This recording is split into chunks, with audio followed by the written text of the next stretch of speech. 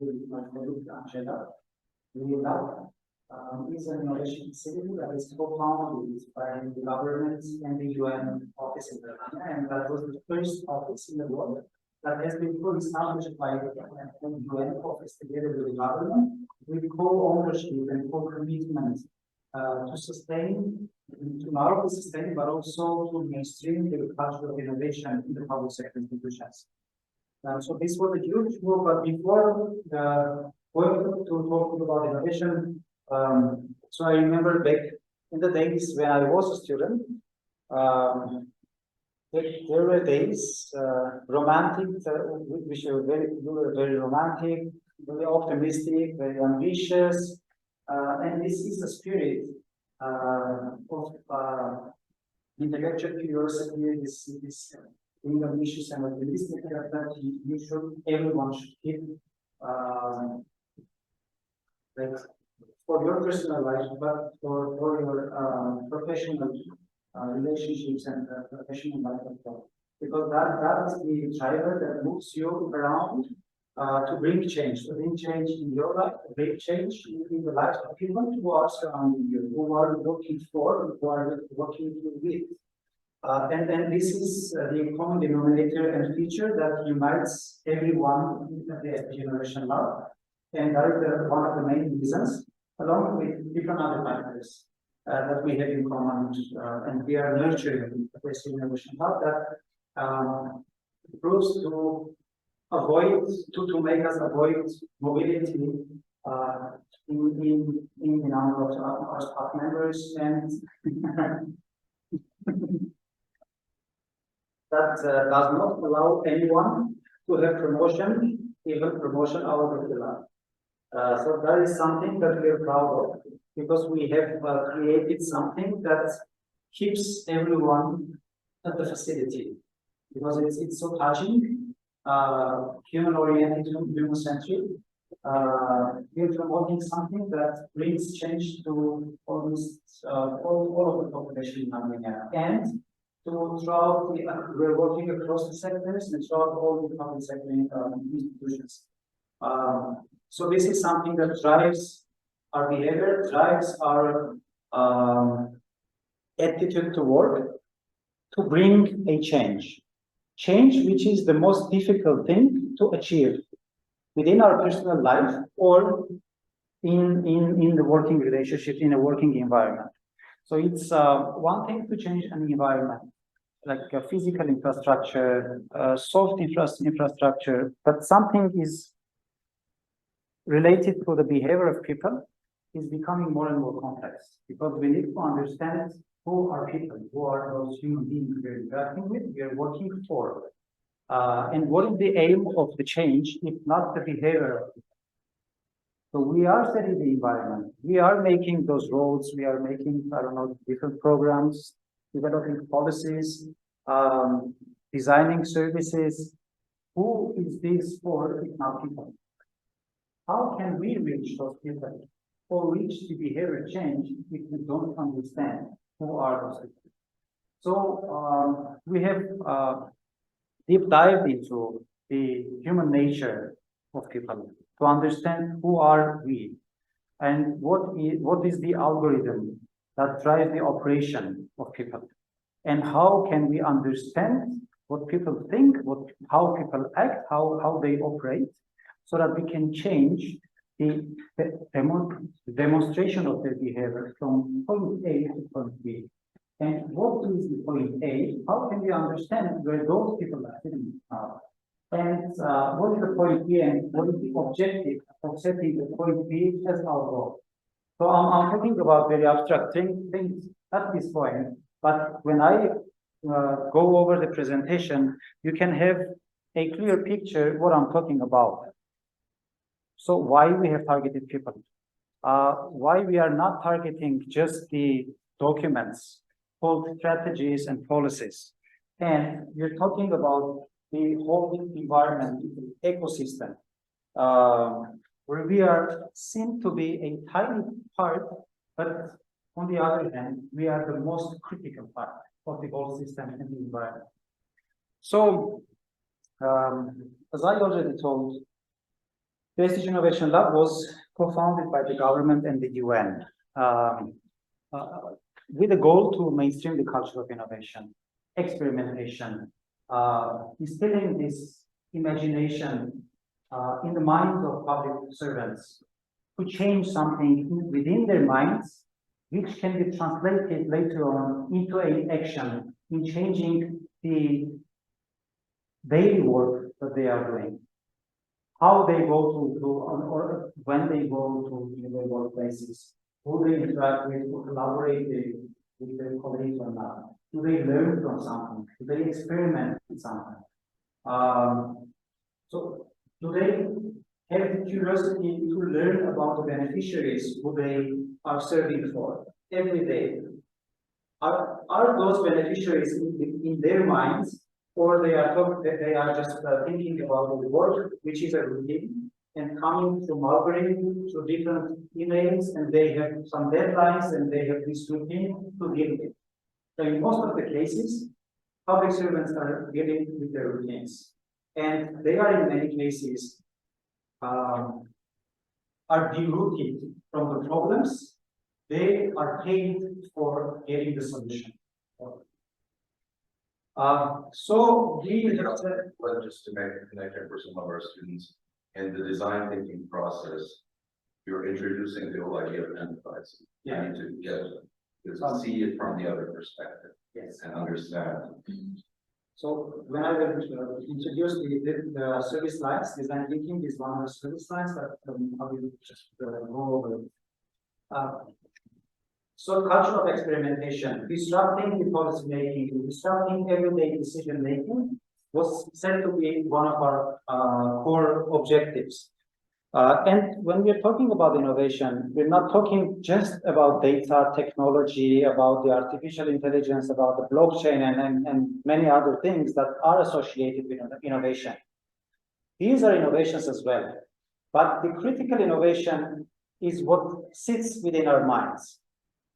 Really, what we think we are doing, how we are doing that, and are we ready to change the model of operation that we adopted so far?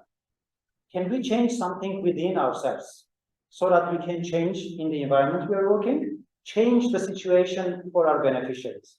You cannot change the lives of citizens without changing yourself in the environment.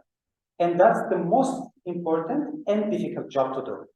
Just imagine how far you have gone, like in the last 10 days, in the 10 years, how you have changed yourself. How difficult was it? How many objectives you have set for yourselves and you have not reached so far, like going to gym. Could you just do it like a routine of your everyday life? It's very difficult. You have, I don't know, every one of us. We have some customs, traditions, something we don't like about ourselves. How easy it is to change that? So how easy is to change something which is not even our own personal, but our professional, part of our professional life? It's becoming more and more difficult, and even more difficult when there are obstacles and you feel that you are not owned or you don't belong to the team that you're working with. I mean the ministries, which are huge, like elephant-style institutions. And it's very difficult to belong to this institution, to belong to the objective that the institution has. If you just stop anyone from any ministry, working in any ministry, and ask, or like 10 people from the same ministry, what is the objective of your ministry? They cannot tell you, really. Or even if they tell you, those 10 different opinions, they will not be united in one sentence. So they will refer to the charter. They will refer to the laws, the charters, and then strategies, and something that the prime minister said. But anyways, I mean, those are not being united in one.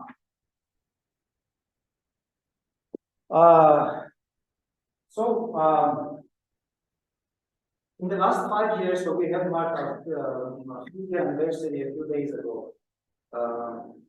We have developed our internal capacity based on the projects we have implemented, based on the learnings that we had as a result of implementation of those projects. We have formed the 4 service lines that are the core of the services we provide to the public sector institutions in Armenia and to the UN agencies. Because one arm of our objective and target is the government. Another target for us is the UN agency. But from the outside, what UN agencies is very pragmatic, very progressive, maybe in many minds of yours, flexible, but the reality, the reality is the opposite. The UN system is almost as bureaucratic and non-flexible as we have in our government.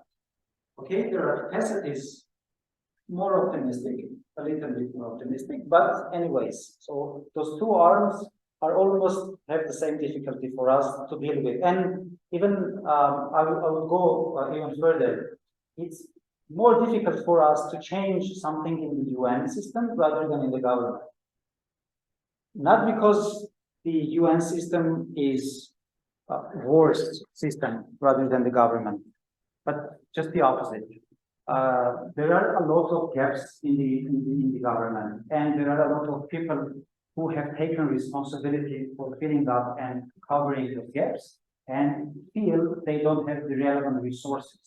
So they have the demand for our services, which makes it easier to change something there.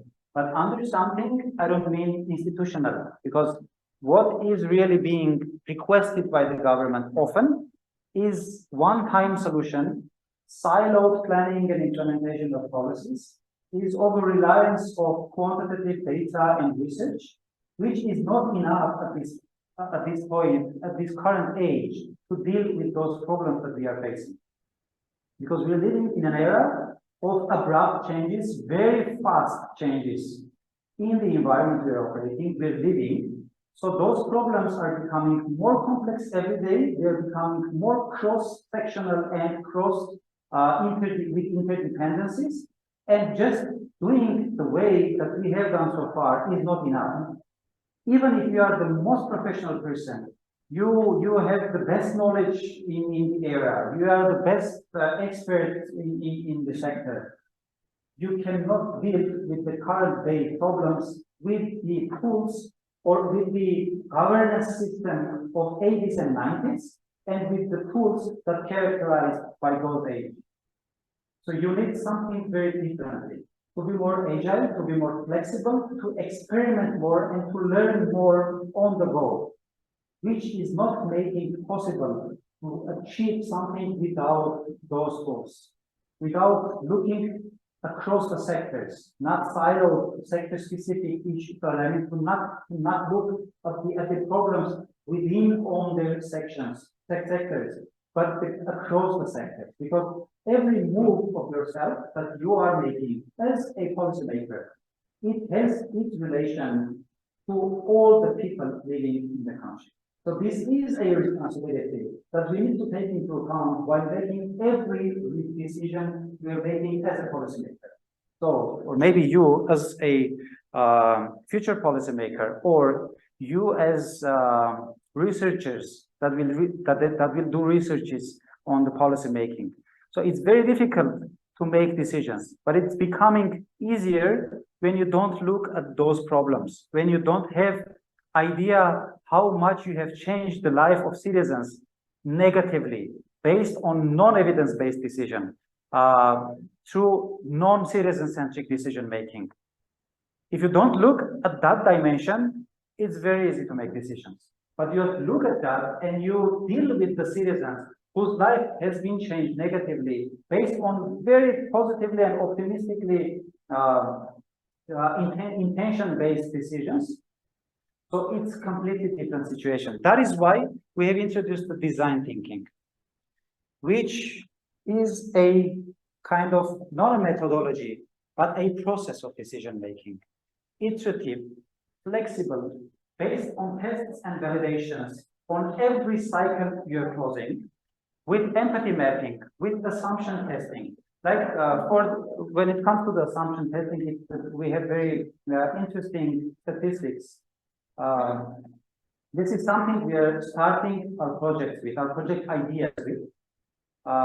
When we, as experts in the field, we treat the different other experts who we are inviting for all this to ideate together with us, we are ideating full projects, very innovative ones. I mean, those that intend to change everything disruptively.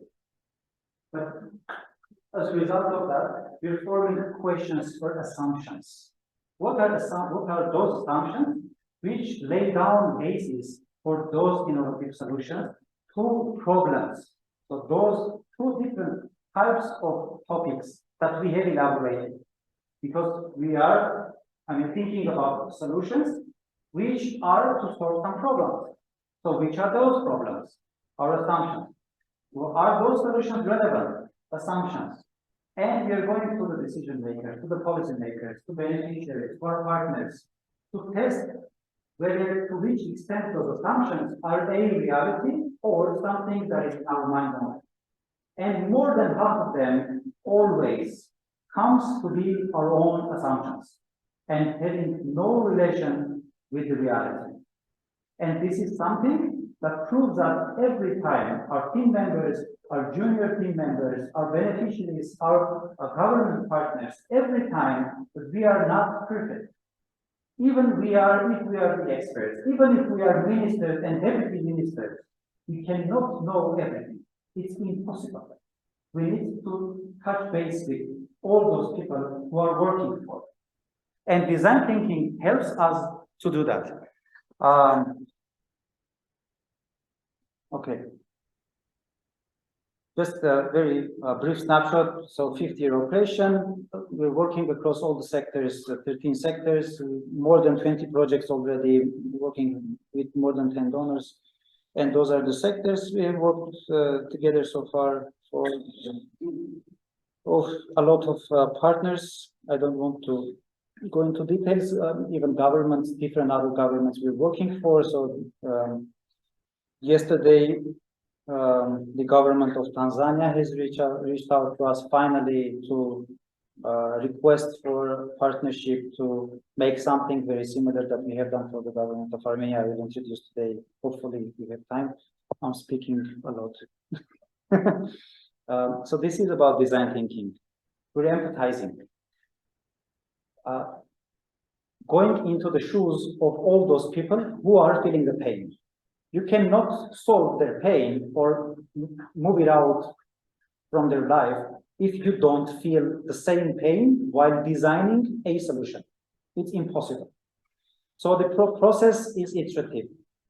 So we are doing ideation, testing out, and later on, another phase like conceptualization, testing out, and going backwards and forward every time we are doing something to crystallize those ideas and solutions, to experiment them in real life, and to prove whether they are working or not. Later on, we can provide recommendations to the government to scale those solutions.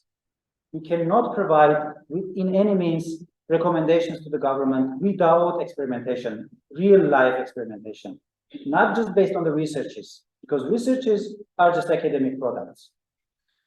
Quality assurance. So we can, with the design thinking methodology, we can ensure the quality of the work that we will be doing. Not because it's a participatory method. Everyone that will be dealing with it, with the impact, with the consequences, is engaged in the process. But also they are taking the responsibility and ownership to ensure the quality themselves. Apart from the team of our team that is dedicated too much on the quality of the work we are doing. It's a creative process. It's a collaborative process. So it unites everyone around collective to form a collective intelligence, which is kind of seems a very cool term, innovative and contemporary term, but this is something very different rather than individual intelligence. And it's not a mechanical sum of individual intelligences of those people who are engaged in the same process. So I don't want to go into many details. I can take all the questions Alanjan, please tell me what is the format they can take. What you've done, when you get a chance. Okay. Let me go to the other service line, and later on we can come to the use cases of the design thinking later on. Angela Jan, can you please introduce the Angela is my colleague who is leading the behavioral science service line. We have matrix type management in the SDG Innovation Lab. Everyone is managing a project separately, sector specific project or system project intended to bring systemic change or institutional transformation, and simultaneously leading a service line or being engaged in a service line, which kind of makes them to deep dive into the content of the service line. Who are the responsibles of testing out and enriching the testing, the service line with toolkits? So please, Angela Jan, go ahead. Thank you. Yeah. Hi everyone. So I'm Angela, and I will try to speak. Is the volume okay? Can you hear me? Or a little bit higher? Okay, thanks. So I'm Angela, and I'm leading the behavioral science service line at the SDG Innovation Lab. I don't know how many of you have heard about behavioral science at all and its use in public policy. A bit? Okay. Before we get into it, we prepared a very small activity. Maybe some of you have played or have seen this before. If not, don't tell them what it's about. But what I'm going to ask you to do for the next slides, just from where you're sitting, just to read out what the color of the font is. Just tell me what the color of the font is, okay? Just let's try this exercise. All right, go. Mm-hmm. Green, yellow, purple, black, okay. yellow. All right. What was that game and why did we play it? Maybe some of you have heard about Daniel Kahneman. He has written the book Thinking Fast and Slow. It's become very famous in the recent years.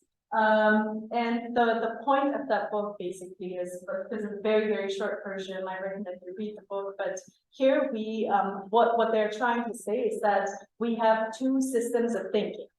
One system of thinking is, sorry, the slide got a bit messed up, but this is the fast thinking. The first one is fast thinking, and this is how we operate our daily lives. These are our mental shortcuts. For example, when we have to calculate what is 2 by 2 to calculate the number, or when we have to decide what commute to take to our work in the morning. These are mental shortcuts or our fast thinking that helps us operate the small tasks in our daily life. Then we have the system 2 type of thinking, and this is the longer, more reflective type of thinking. What do we mean by this? For example, you would use this when you're doing like complicated math calculations, or when you're, let's say, planning a trip overseas, deciding what career to choose, who to be with, etc. These are like the bigger decisions in our lives. In general, these two systems, both are very good, both are very useful for our life. And especially system 1, because of the shortcuts, makes a lot of things faster in our lives, right? Imagine if you had to wake up every morning and then calculate again how to go to work or to university. So this is very good. The problem with system 1 and system 2 thinking is that sometimes for decisions that we need to be making with system 2, like decisions about our health, decisions about our nutrition, we end up making with system 1 that is very much influenced with biases, emotions, intuition, and in general, different social influences. We're all human, and we know this from just our personal life, right? We try to make better decisions for ourselves, as Tigran said, deciding to go to the gym, but somehow we end up not displaying this behavior. And this applies at the same level. It applies to the policymakers. They make policies for people. Usually policies have for a goal to change some type of behavior, right? And they use their traditional methods, which could be laws and regulations, but also these laws and regulations sometimes overlook the fact that we are human, which is okay. We're not judging ourselves for being humans, but we have been doing that for a long time, both in policy making and in economics. when in our models, we have assumed that humans are these perfectly rational creatures that are able to do all the calculations about all topics and make perfectly fine decisions. I think all of us know from our lives this is not true, impossible in many cases. This becomes very obvious, I think, when we go to a bank, like to sign a loan agreement, we see the paperwork, we understand almost nothing from the paperwork sometimes. And similarly, when we receive something from the government, we try to read the law, understand what's required of us, and we don't even know what they want us to do. So this is where applying behavioral science in public policy making comes into play. We try to work with the policymakers to help them, remind them that whatever they're doing for people. People aren't perfectly, humans aren't perfectly rational, and they need support to make good decisions for their own lives. When we apply behavioral science in public policy, this is usually for public good. You might know examples of behavioral science being applied in marketing for business purposes, which is also okay. Some really good products come out of it because they understand who they're making it for. But also sometimes this can be used kind of against us when we are being, when our behavior or knowledge about our behavior is only being used to make profits. In our case, we try to use this knowledge or help the government use this knowledge to support people make better decisions for themselves, and then this could guide towards the public good. Okay, instead of talking so much about the theory, we can just, I guess, dive into the examples of what we've done in Armenia, and this might be interesting because it's very specific to our context. Just very simply, the policymaker was faced with a problem. They wanted, in Armenia, we all know that preventive healthcare, especially is in the best situation. Unless you are very sick, you'll almost never go to the doctor if you don't have insurance. And this is a behavior that most of the country displays. What the policymaker was trying to do is, if you find out that someone has cancer at earlier stages, first, their survival rates, of course, go up, and then you could support them along the way. What they were trying to do, they were trying to get women in the target age group, which is 30 to 60, to go to regular cervical cancer checkups, which is a big issue in the region. And we know that a lot of people are concerned with this. So the policymaker was trying to get them to go to these screenings. Of course, they sat down and thought, okay, what's probably the biggest issue for people to go to the screenings? Money. So if we make the screenings free, everyone will run to the screenings. What happened? They did make the screenings free. No one went to the screenings. No one was going. There were a bit of like communication campaigns in general, but still people weren't showing up. So then we started working with the policymaker. They came to us with this problem, and we tried to understand together, why is it that people aren't going to the screenings? First off, I will start with some of our solutions. We suggested that the information about the screenings is sent to the people, to the target group, via doctors. Because doctors are an authority figure. Usually, if your doctor tells you to take some kind of screening, you're more prone to display that behavior than if you just read it on a banner. It's much more personal. First, we suggested that. Then we also suggested that within the letters, we also try to remind ourselves that we're talking to people, busy people who have many things going on in their life, and make sure they know why the screening is important. Do it for your family, do it to make sure that you don't face these issues later on if you find out something. And then we also know that the people we send this to, they have maybe 500 priorities for their day, and they will probably forget, so we need to anchor them with something. We said that the doctor should also tell them, this is the date that we have reserved for you, so you should come on this date. And we also said, send reminders, because we know in our culture, at least, people don't like to plan so much in advance. So in that sense, it's good to send reminders and make sure that people show up. So the results that we got, this was our first experiment, and it was crazy, the results we got. Usually this type of interventions are done in developed country setting, and they're looking at like, I don't know, 2-3% change. And then we got 400% increase in visits when we just had sent a letter to someone, and then 600% increase when we had sent letters and reminders. Just by sending that extra step, reminding people that they need to go, we got a 200% increase. These were SMSs. These were like letters, sent by post, yes. But 2% is, I think the big increase is also, the number, really small number of. First, The basis. the basic. Yes, because people weren't going. I think, yes, that's the 100%.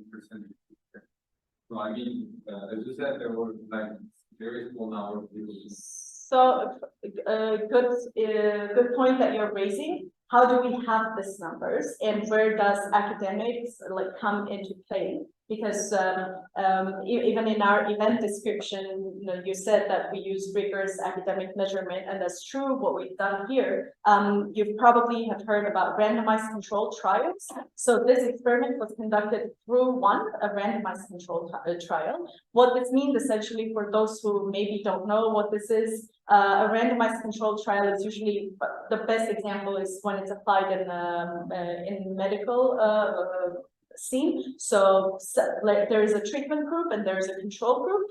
The treatment group receives the medicine, the control group doesn't receive the medicine. Then they go through the same environment, the same factors affect them. At the end, it is measured whether there's any change between the groups, and whatever change has happened can be attributed to the medicine. In this case, the medicine is whatever behavioral intervention you conduct from when we speak about public policy. So in this case as well, we had a control group that didn't receive the letters, and we observed their behavior in the same period. And then there were treatment groups who received letters and reminders, and then we observed their behavior as well. And then we measured the difference between control and treatment.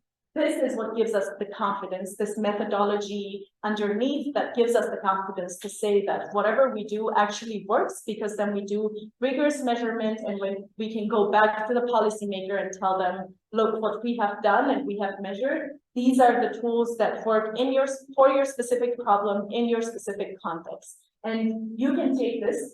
So we don't just conduct the experiment because we also like to experiment, but it's not only for that, or to write papers. What we do in the end, these become recommendations for the policymaker that they can take and apply in similar settings. For example, the results from this experiment were then applied to similar cases of trying to encourage screenings.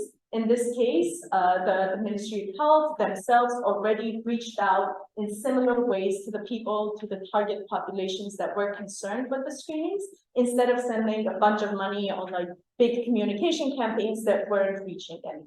So this helped them kind of direct their resources to places where we know we can get results.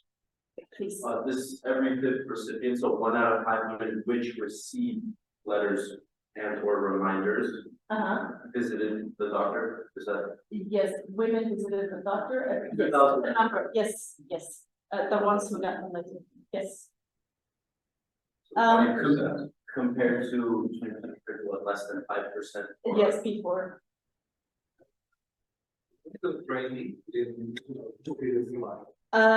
That isn't because of our time. I didn't go into details of the framing, but this is an important. Since you guys are interested, this is very good to see as well. We in behavioral science, we know that depending on from what frame you present the message, people tend to react differently in terms of their behavior. So, for example, if you present something from a negative perspective, they might react differently than if you present it from a positive perspective.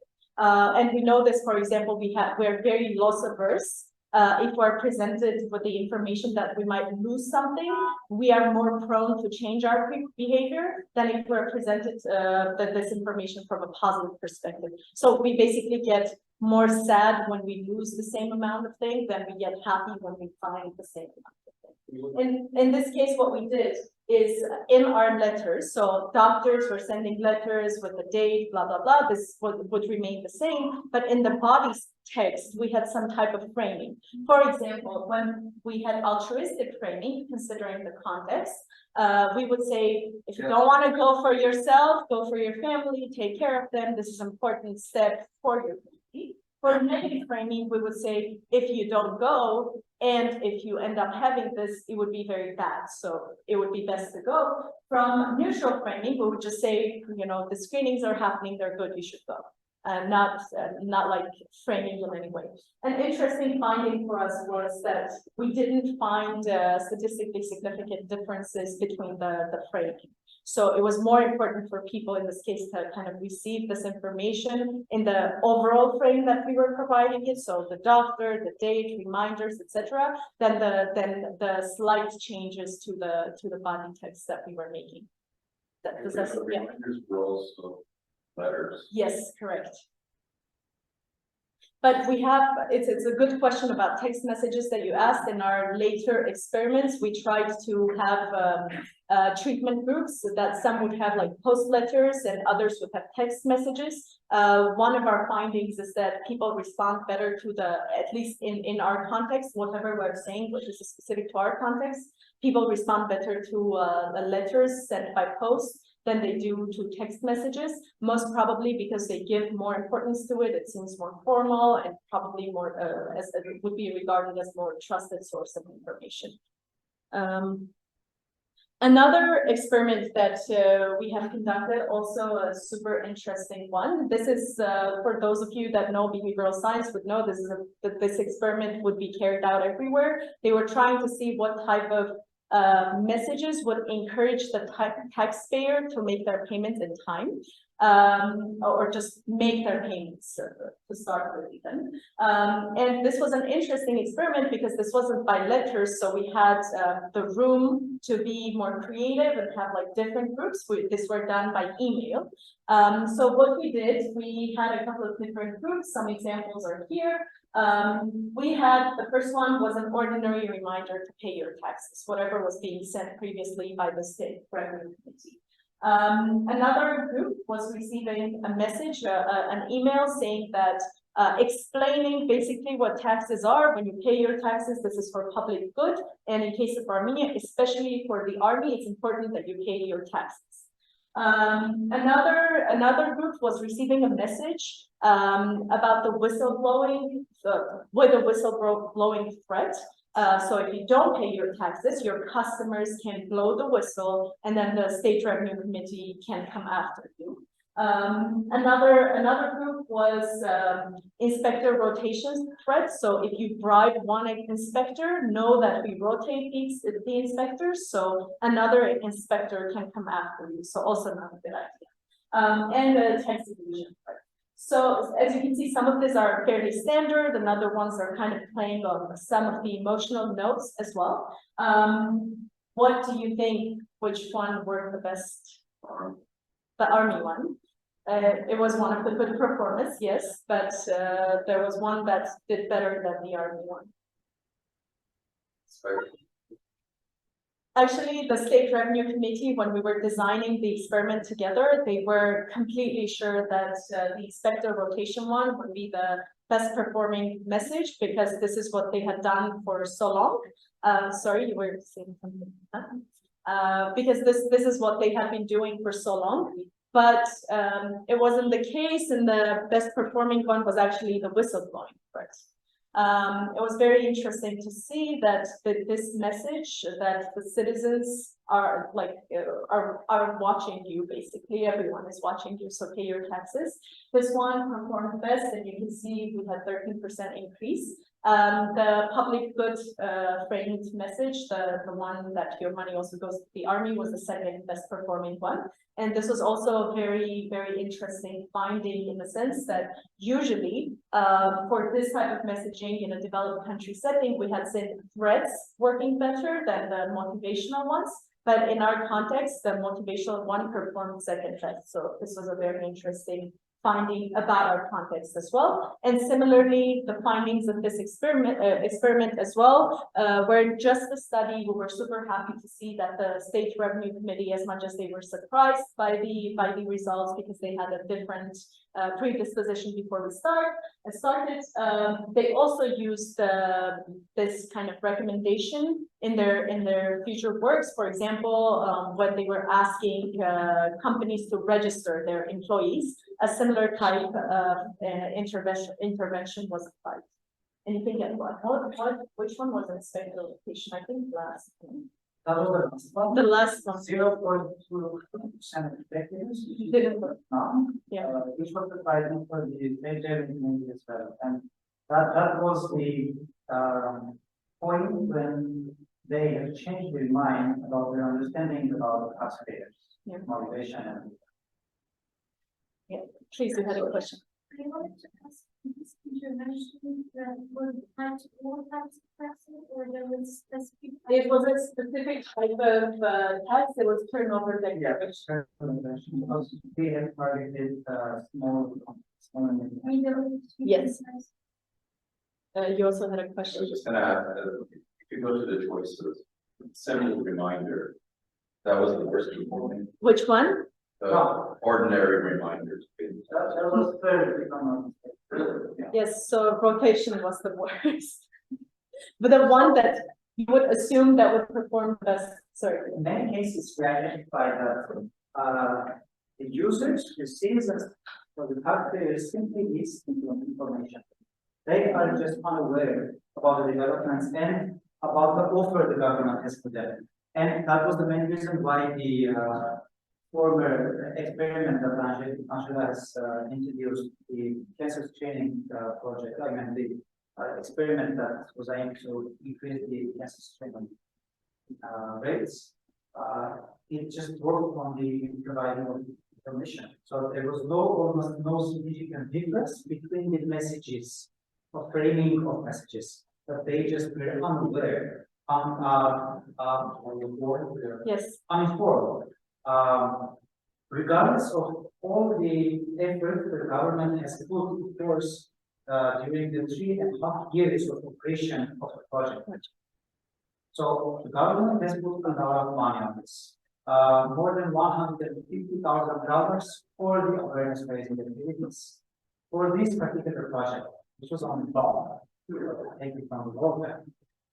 But on the other hand, they have got to us with the demand and with the request to deal with this because they have a threshold of 50% of coverage of Armenia, of the political population of Armenia, but they have reached only 26% and in Iraq was only 17%.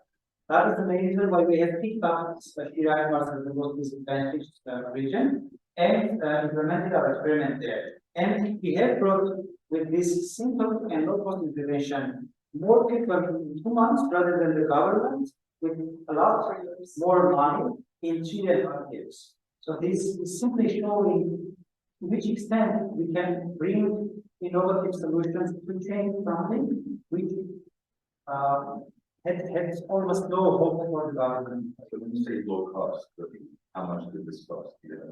Like this experiment is costing only expertise because we have sent out emails, only one email per SME, which is we are posting for our institution. When it comes to the other, of course, the letter has a cost. And it depends on the willingness for the policy objective or the prioritization by the government, to which extent they would like to pay as much money for getting in the citizens into the screening project. I mean, it depends. What is the percentage of the likelihood of having the cancer of around and among all those eligible population? How much spending does the government have in face of non-early detection and identification of cancer, etc.? So there are a lot of factors that the government needs to take into consideration while making the decision how much money they are willing already to pay for informing the citizens to be included in the government project. But this is something they should think about in the design phase and not in the phase when they are unable to reach their goals and objectives. And which is the main point where we come at the end of this presentation. So those standalone and fragmented and sector-specific interventions during the implementation of the projects are very, very much effective. But they are not for solving institutional issues, institutional problems. We need other types of interventions, other types of mindset to solve the institutional problems, to solve the large-scale systemic problems. By the way, that the question you're asking, I think as we have like we have done more and more experiments and cooperated with different units of the government. I think one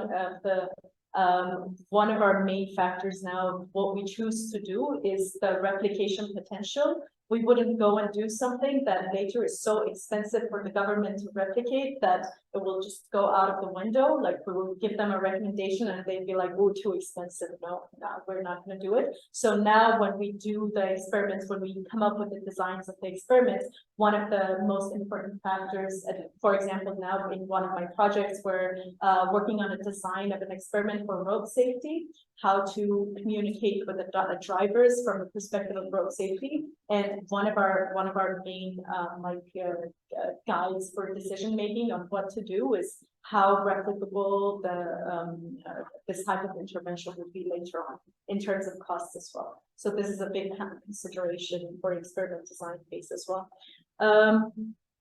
I think this, if you are from the environmental program, not sure if everyone is, but if you are, this might be interesting for you. Last example of the experiment, this one we have done at a supermarket chain, and the point of this experiment was to try to see how could we decrease the plastic bag consumption at the supermarket amongst the like loyal customers. I'm just saying this so you know that we followed up on their purchases through the cart, so we knew if they're buying or not buying any more plastic bags.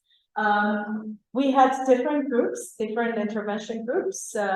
One group would just receive, they would go to the shop, get on with their shopping, and then get a letter that would say, like a notification would pop up on the screen of the cashier, and they would get a letter that was about the environmental impact of consuming plastic bags, the amount of plastic bags. Just a simple environmental letter. Another group would receive a letter, again, after they're done with their shopping, that they are participating in a game with a financial prize at the end with 10 other customers. And then if they were to be the one in the end with the least amount of plastic bags consumed, they would win the symbolic amount of money.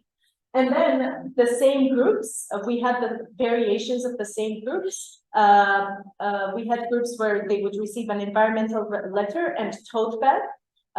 So some kind of alternative to the plastic bags that we were asking them not to consume anymore. Would say, here's an environmental letter and a tote bag that you could use, instead of plastic bags. And one other group that would receive also an invite to participate in a financial game, and along with it, and here is the tote bag to help you, not to consume plastic bags and do good in the game.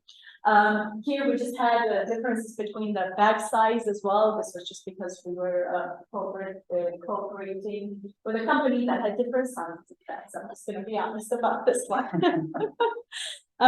What we found out. I wanted to ask, did you read? Yeah. What would you think? Those who didn't read this.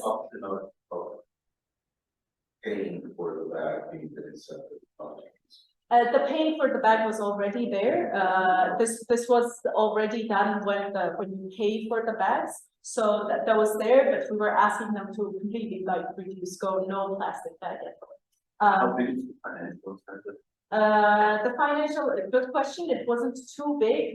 It would maybe be like 20 to 30K, not more in AMD. So you wouldn't think that it's so big that this is why I mentioned symbolic. That's pretty young. Yeah. For persons.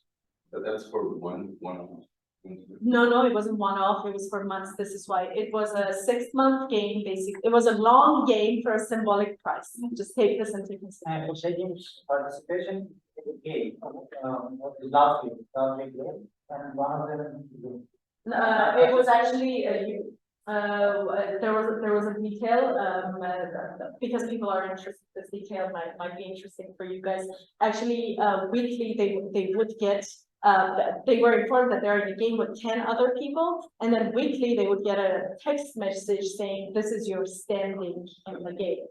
you know, you would get a text message that says, you're the 7th, you're the 8th, you're the 5th, and this is how you can, you know, purchase less so you can finally, get stuff up with her. So Huh? what happens after the game is? They get the money on their card. Whether they. Do they stop or not? That's a whole other topic we can cover in a question, about the lasting effects of behavioral interventions or what you need to do. Just like anything else, like we as humans, we get habituated to stuff if it comes to us very often. And you might know this from like marketing messages. We might have been surprised at first that we would see our name in a newsletter, but now if your name is not there, that's when you're surprised. You would, so people get used to it. The point of this is that you need to continuously renew the way that you work with people. And of course, these are some short-term solutions that need to go in parallel with the midterm and long-term solutions where you work on your education so that this comes from a deeper place, etc., and where our messages are just kind of supporting the push. Does that explain? Yeah. I think big bag. Huh? I think the big bag. With which incentive, environmental or financial? With the financial one. Yes, it was true. We got 24% decrease in the consumption of plastic bags within the group that received the financial message with a big tote bag. But to our surprise, I think one thing that we really liked about this experiment as well was that just the environmental letter, for which we had zero hope. I think we actually put it there just to show that, you know, people don't react to this kind of messaging, try to give them alternatives, try to engage them in any other way. But then we saw that even for just that incentive, when it's kind of personalized and given to the person, about 10% decrease was observed during the experimentation.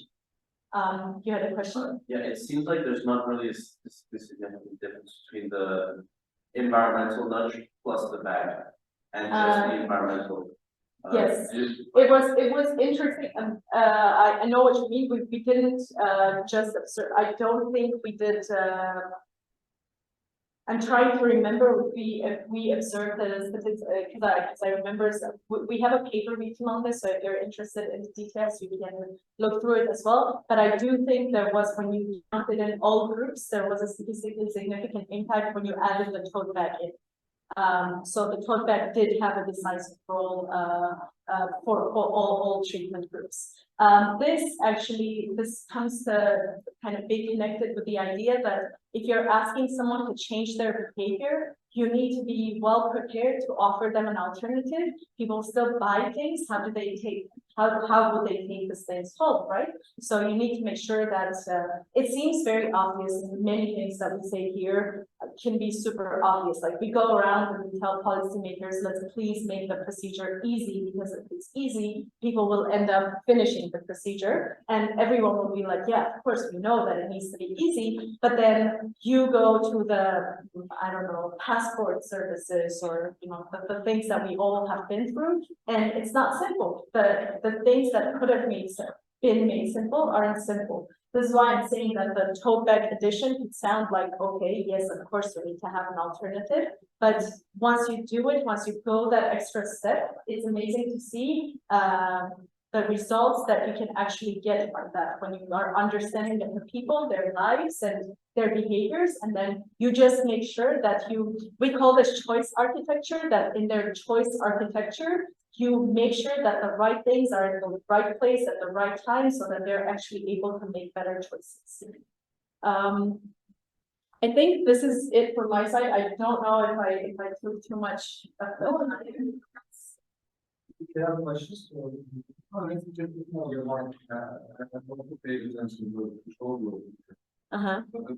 This is the consumption of the plastic bags.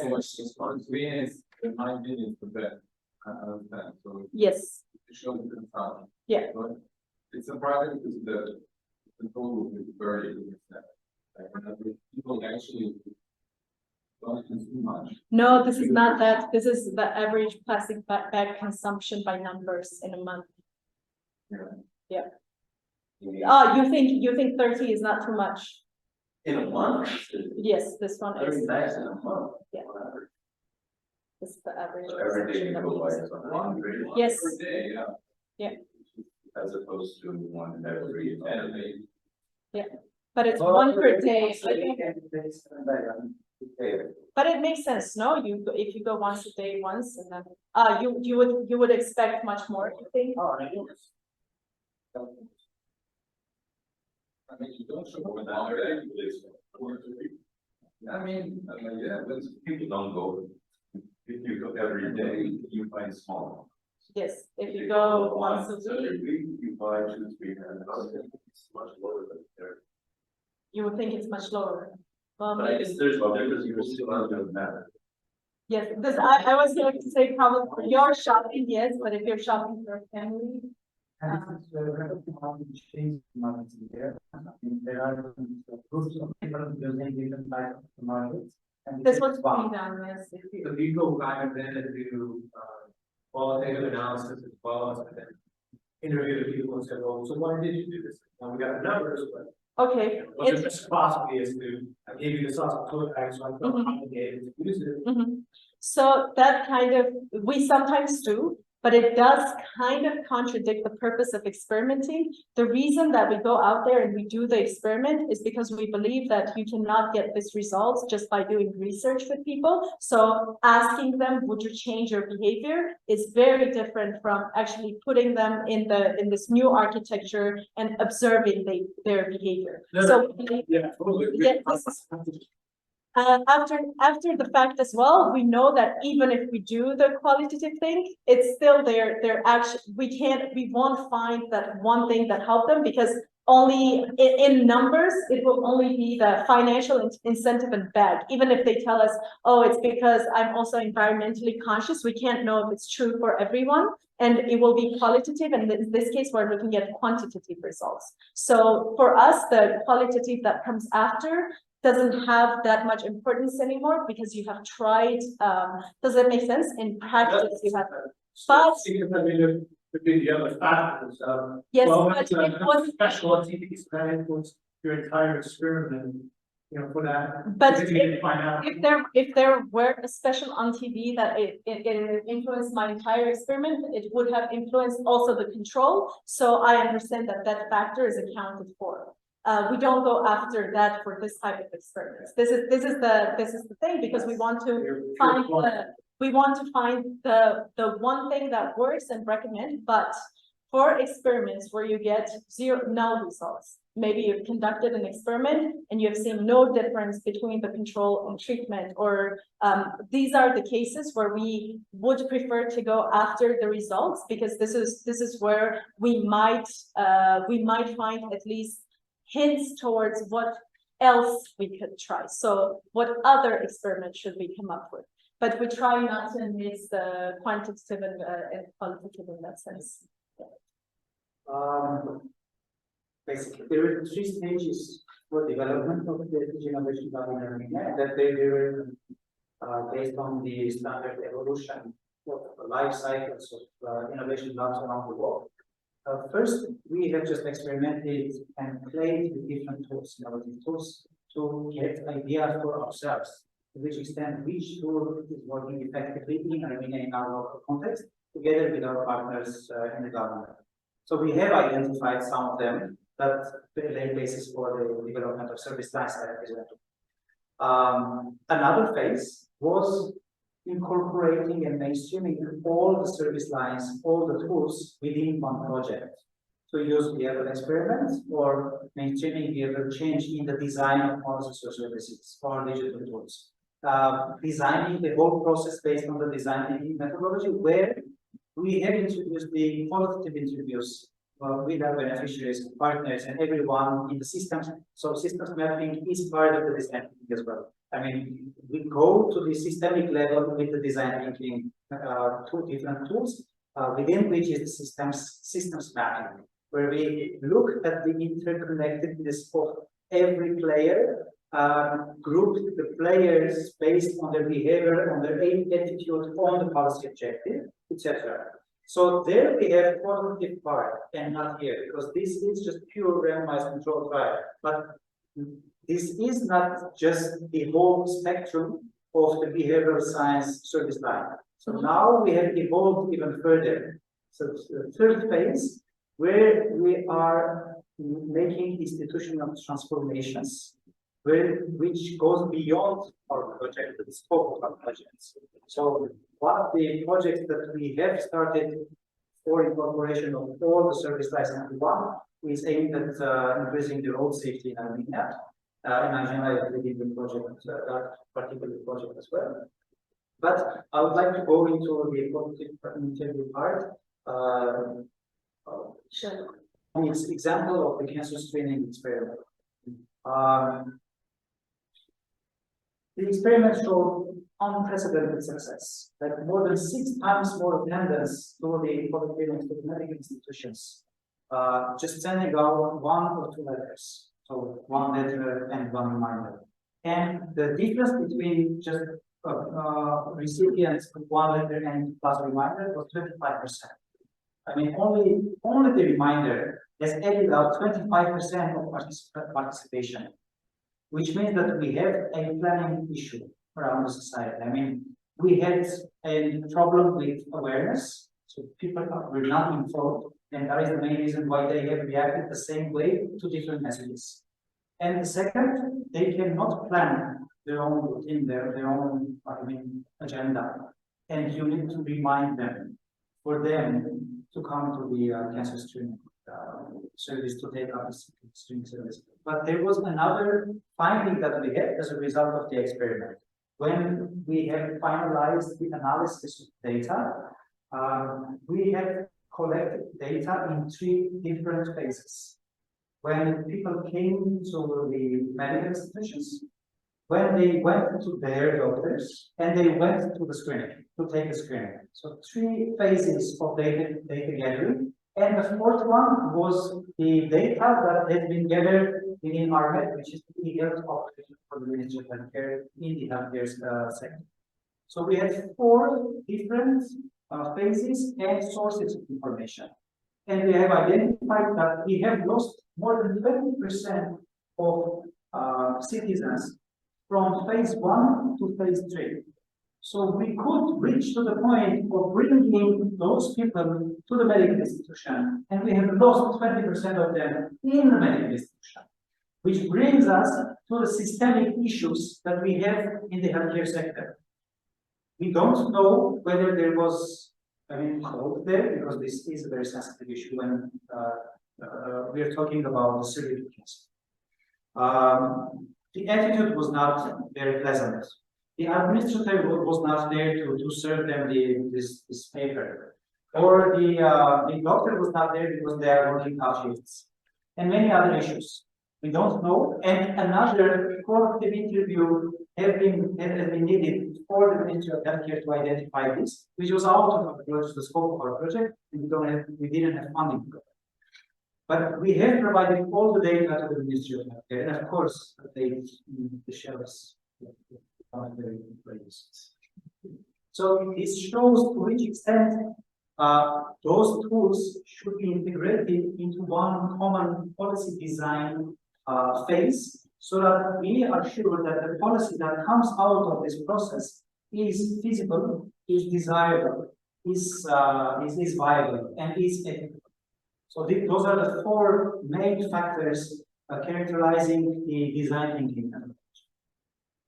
So this was about the behavioral experiments, and we have talked about the design thinking, which brings the human perspective into the perception and into the design. But there is other type of evidences that we are using in Armenia for policy making and service delivery, and for institutional transformation now.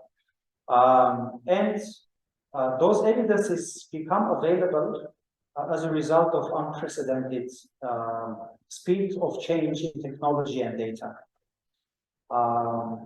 So the other service line is the data science for us. So we have data. Sounds may have to be. Okay. But you can go on, whoever is to be. Cool. So I'll sum up quickly so that everyone hears it. We have implemented a few projects to make the publicly available data, to transform the publicly available data and data in the administrative databases, which is kind of ample in the reservoir of the databases in the government, and they themselves don't know to which extent this is valuable asset for them to analyze it and provide valuable insights for decision making.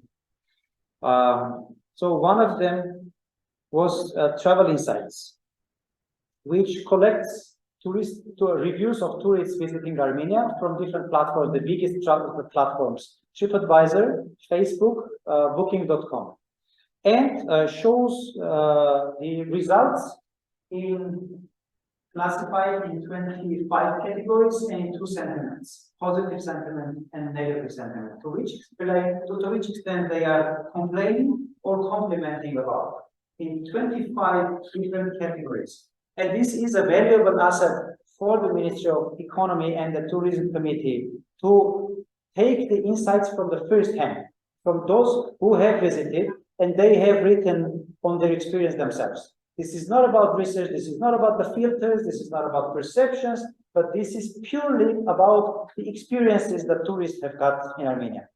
So this is an exceptional tool which is available online for everyone, including the decision makers in the tourism committee, and providing granular information based on the data analysis, where those tourists are coming from, and particularly tourists coming from particular country, what they have liked in Armenia, what they have liked in certain region, Mars, what they have liked in certain businesses they have visited. So you can go through layers, through sectors, granular data analysis on every aspect of tourism development in Armenia. And we are using now the positive sentiments for the marketing strategy development of tourism development for Armenia, and the negative sentiments for getting idea about the problems that we can solve. And starting from the 2023, the tool will be sustained and maintained by the government of Armenia, funding of which has already been allocated. And this was the first success of handling the top-notch artificial intelligence powered tool to the government of Armenia. So this is something, that demand that we have created with the supply. So this is an unprecedented, or this creates some of the questions that are answered. Are you going to give us examples? But some of the questions that are answered, positive or negative reactions to what? This, okay, like you can see here, customer service, like is the first most common compliment that we are getting in Armenia. So the second one, generic customer service. People are nice, they serve well. Yeah, we have characteristics based on which the algorithm of the artificial intelligence works. 25 core categories: restaurants, hotels. These are the kinds of categories. Yeah, there are 4 categories: restaurants, hotels, attractions, and museums, if I'm not mistaken. And everything is coming distributed along the lines of those 4 categories. And we have time series analysis. We have even pricing analysis for the last 2 or 3 years already. So it shows how much the pricing is turbulent from season to season, from year to year, etc. So there are a lot of, analysis that you can just enter and look for yourselves. Another one is the Edu2 work, which shows the labor market demand based on analysis of online announcements. Again, this is a valuable source for insights for the Ministry of Education, Ministry of Labor and Social Issues, and Ministry of Economy. And it shows not just the labor market demand based on the professions and occupations, but also based on skills, to which profession and occupation is demanded, which skill set, and to which extent you need to transit from one profession to another, what kind of skills you need to develop for transitioning from one occupation or one profession to another, and many other types of insights that you can get from the platform, which will be transferred to the auspices, under the auspices of the Ministry of Education again in 23. This is publicly available. This is publicly available, and it's valuable for the students as well to make their career choices, more informed career choices.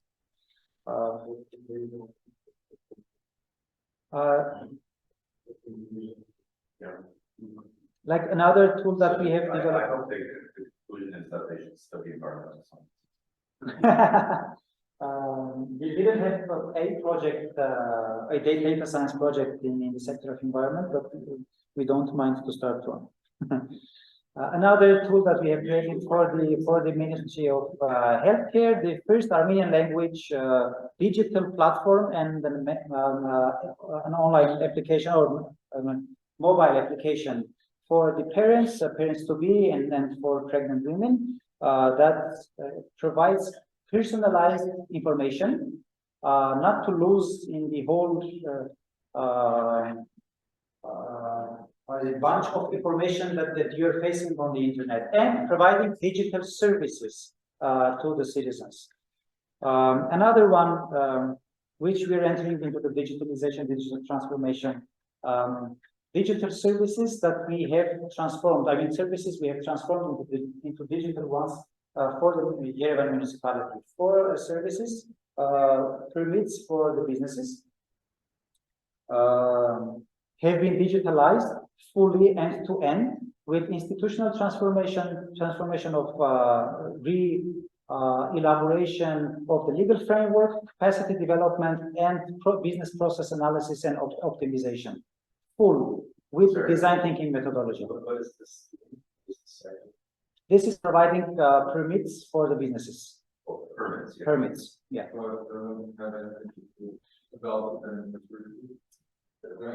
Sure. That's fine. Oh, okay, no, it's a typo. It's a typo. But it's for adults, adult businesses.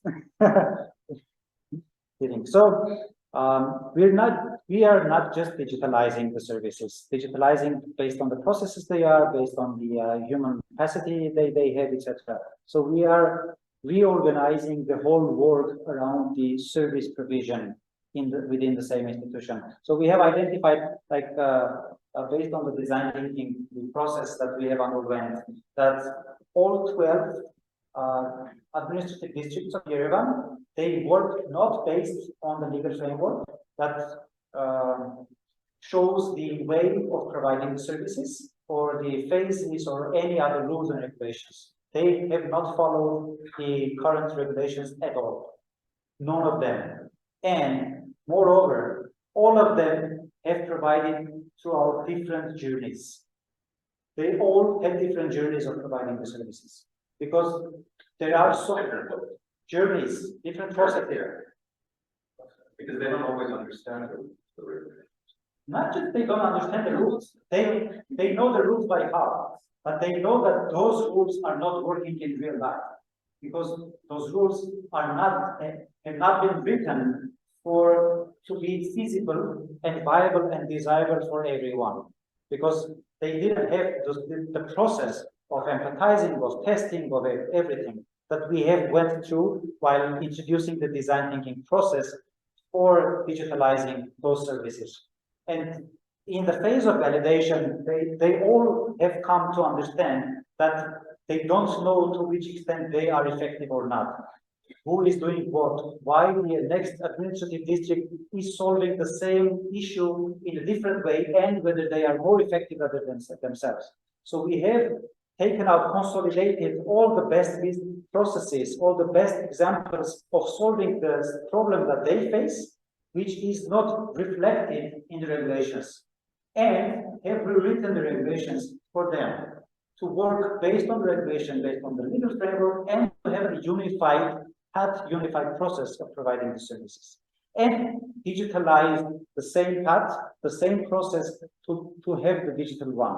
And the product was so much successful for the municipality and for the businesses that the municipality has decided to rearrange the whole process to be only provided fully digitally. So we will not have physical service provision, face-to-face service provision opportunity starting from the January of 2023, because the system is working perfectly, providing answers to all types of solutions which have been tested and experimented along the whole 2022. Please. What do you know to start collaborating? Did they request That's a very interesting question and very tricky one and difficult one. How we are picking up those projects that we are implementing. And there are many lenses for that. There is a formal set of lenses and there is a practical set. The formal one, let's start from the formal one. The formal one is that we are an SDG innovation lab and we have a parent like Tigran, which is forcing us, even if we agree with it, forcing us to follow the implementation, accelerate the implementation of SDGs. Of course, everything should be SDG aligned and SDG oriented. But on the other hand, everything is SDG oriented. And this is why we are picking up those SDGs that have multiplying effect with its impact on the life of the citizens, on the life of the society. So, and that is the main reason why almost all the projects are in the sectors of healthcare, social protection, the economic development, the education, because those are the sectors that are referring to almost everyone in the country. Of course, the second list is the innovation. So we are introducing innovative approaches. So everything we are doing should have kind of part of innovation. Another one is the request from the government and priorities of the government. And it doesn't matter whether the priority comes from the government program, a strategy, or the pressing issue they face at this point. Another one is the UN priorities and UNDP priorities for the current 5 years, because the UNDP has its strategic plan for 5 years. And one of the most important ones, which is the non-formal one, is the priority of the donors. Because not every time you can just go to the donor and ask for money in a sector which is not prioritized by the donor for based on their strategic objectives of the current paper. So, which means that we have to take this into account. So, we are working with the government with their request. We have our own agenda, and we are being inspired by different experiences. We're witnessing together with our partners in other countries. And we see the same necessity for introducing almost the same approaches in Armenia as well. Because the know-how, the knowledge sharing and knowledge management is something that UN cherishes very much, and we are getting the knowledge, we have access to this knowledge. Availability of funds, this is one of the most critical points. And we can just get information from the donor organizations, or the publicly available information on availability of funds, and start to design and conceptualize an idea, solution based on the problem around availability of funds in a sector which is very relevant to us. I don't know if I answered the question. Yeah, but technically, again, if you offer something in public or if you request something or okay. In any case, even if the government or our partner comes with a solution to us, that does not have to come into the area of any of us, because we are not dealing with solutions. We are dealing with problems. And we need to identify whether, validate whether this problem exists. What is the value of the problem? What is the prevalence of the problem? What is the root of the problem? So based on the design thinking process, we identify whether to which extent is the problem worth our attention and what comes out of the problem and how can we, what kind of solution we can co-design together with all the partners and beneficiaries to solve this problem. So in this process, the solution of the government vanishes in most of the times. And there was a case when one of the ministers told me, oh, we are doing everything, we are doing fine and perfect, we have solutions for every problem. Okay. My suggestion was just invite me to one of your discussions. And he very proudly introduced me to the discussion, and then we discussed one of the problems.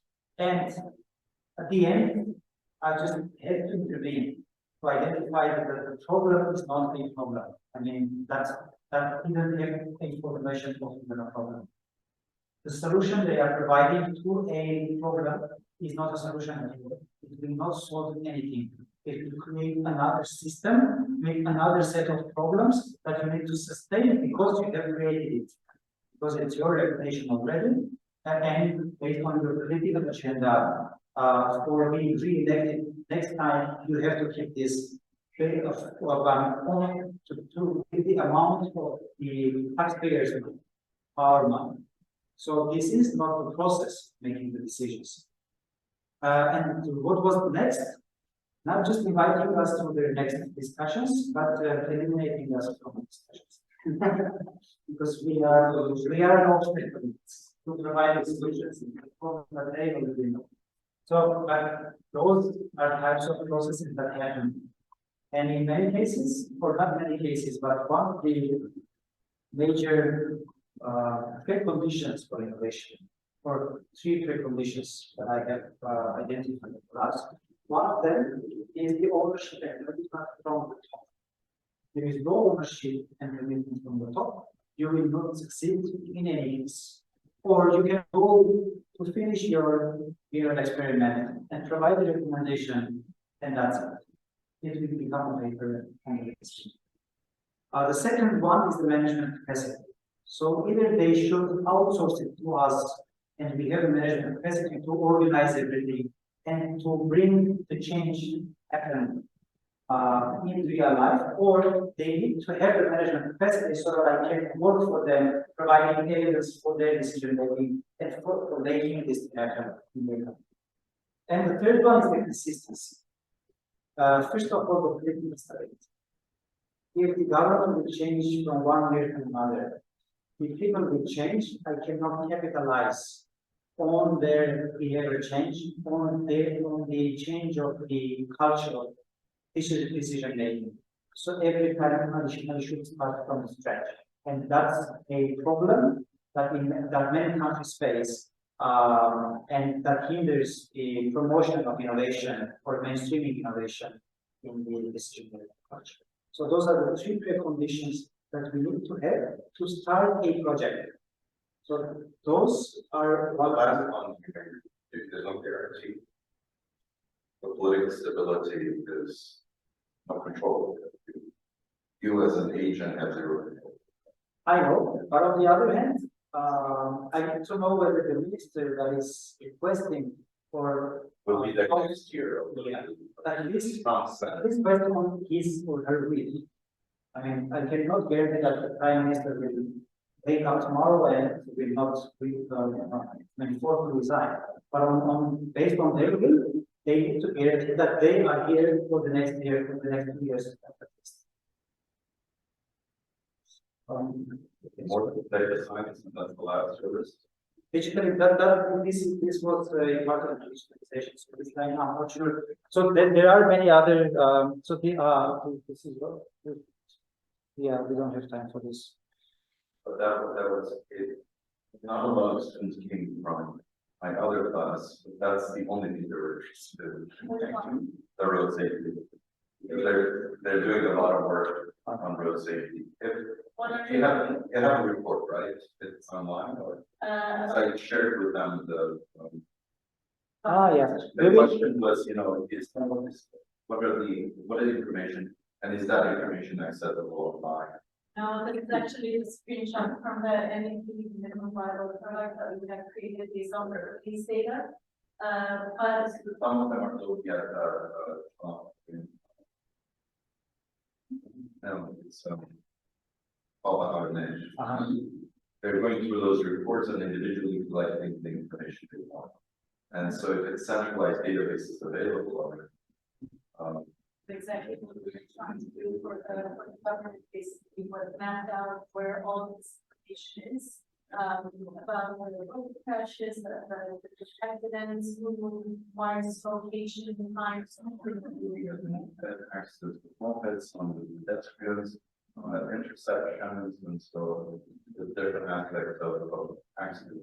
No, there's the situation that I really in terms of like the rates We're supporting. Develop algorithms to scraping. I don't know if it is. You can share with you whatever. Yeah, we'll be happy to have information about what you are doing. That will of course be available for, publicly available for everyone, including the researchers.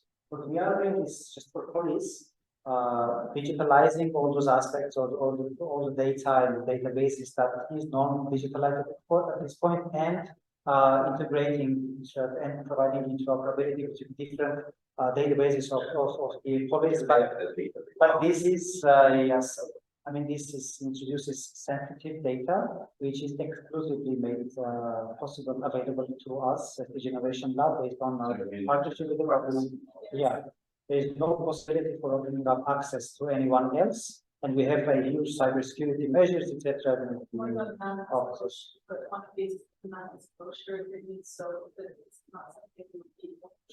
So this is only roads.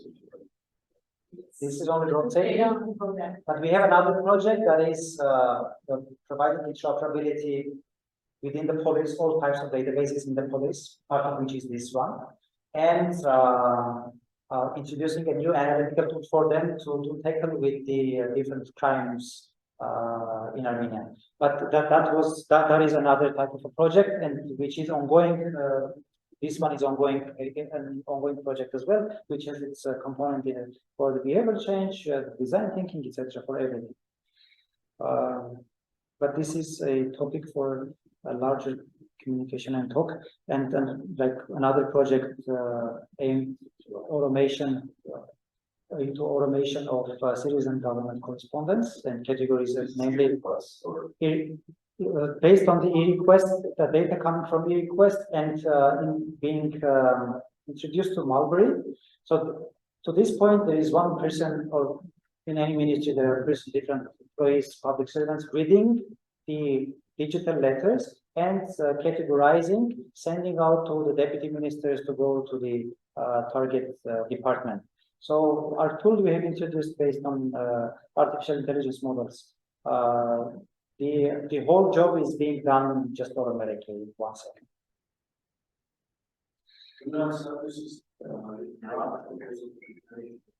Sorry? Services for ground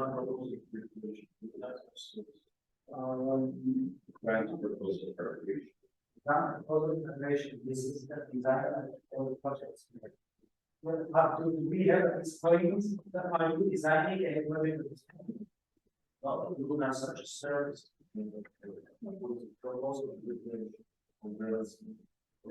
For someone else, you mean? We're doing for ourselves. For ourselves, and we're just using the overall projects into design and implementation. For government, and no one is I mean, the major part of the government. So we will not hurry into this type of calculations, solutions for this point. Maybe we'll be able to in the upcoming years. But now we have huge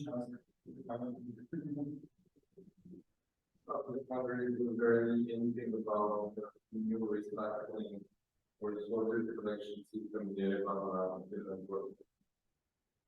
not so far, and one of the main problems or obstacles when we're thinking about that was we have system issues. So even we sort all the garbage waste, we don't know what to do.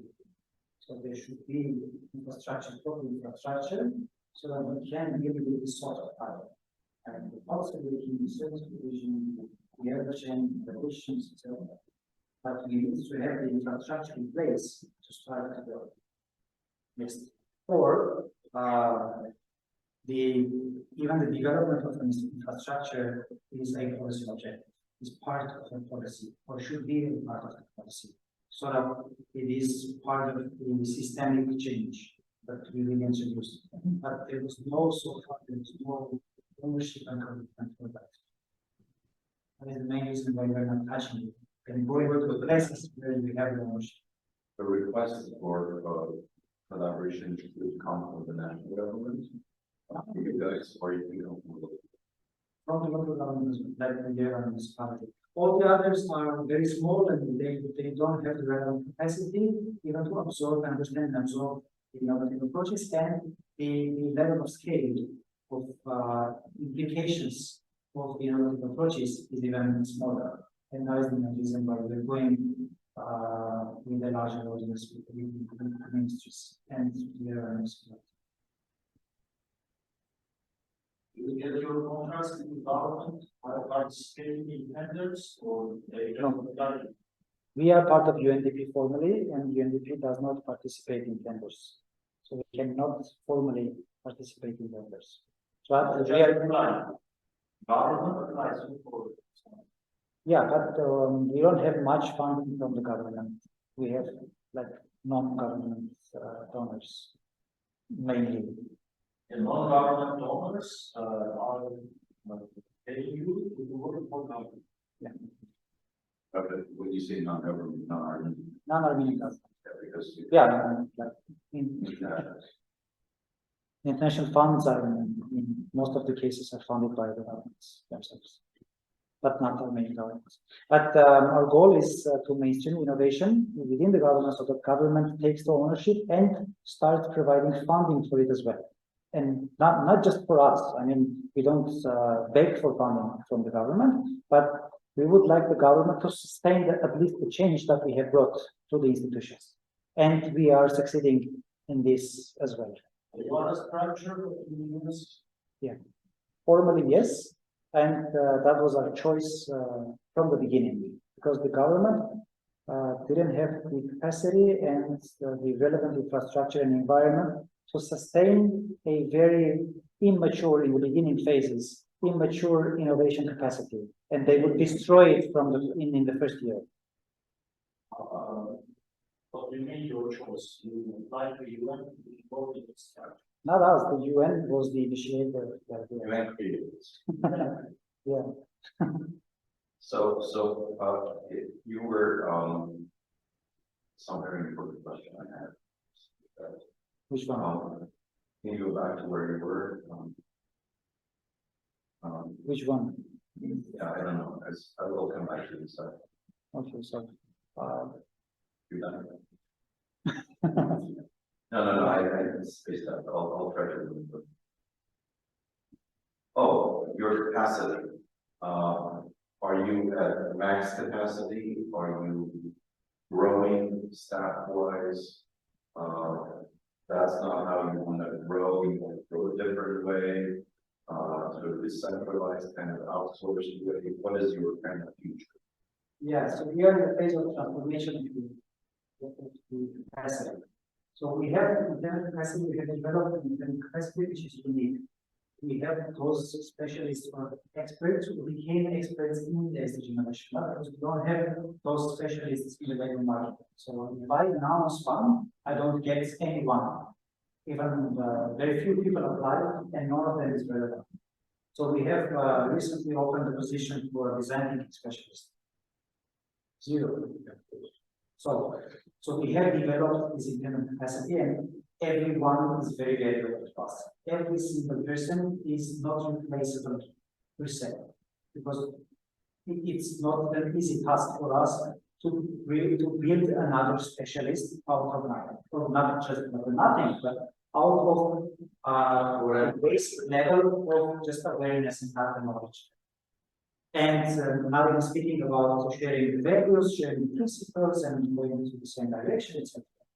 But when it comes to the transformation of the lab, this is the right moment to think about it, and we have different paths for transformation.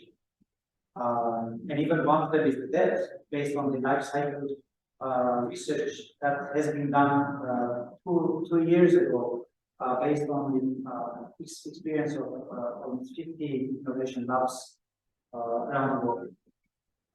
So what we are planning are different paths. One of them is having embedded innovation hubs within the ministries, because one of the main core principles that we know for sure is starting from the human capital development.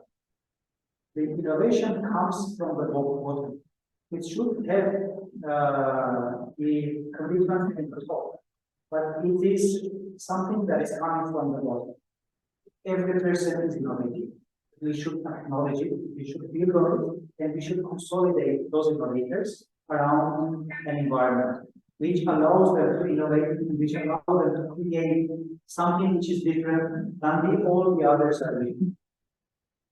So it's whether we can move decentralized and build innovative capacity of the government from centralized innovation lab that we are today, which is the concept of the OECD, and we are now partnering with the OECD to start this co-mission in a few months to assess the innovative capacity of the government and to identify to which extent we can move with this direction. And we need to embed everything into the procedures and the systemic features of the government.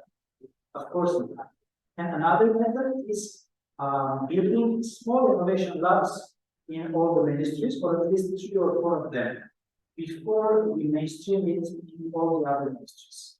But the one thing is for sure, we need to build on human capital in the government. And there are many people, more than 300 people we have worked with so far, and everyone can be a champion in their ministries. So we need to consolidate them and work with them.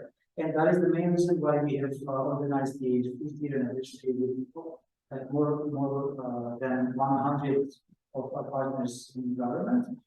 And the next move will be organizing an event, knowledge management, experience sharing, and celebration of innovation event, probably next year with a wide audience, so that we can start building the community of those innovators in the government. The community, knowledge management and experience exchange, which will come to events. Celebration, probably we will have a nominations for innovators during those events, and an experimentation lab within the government as a national capacity to play with all types of service designs and policy designs in the government. Because in any case, what we are doing, we are perceived as outsiders.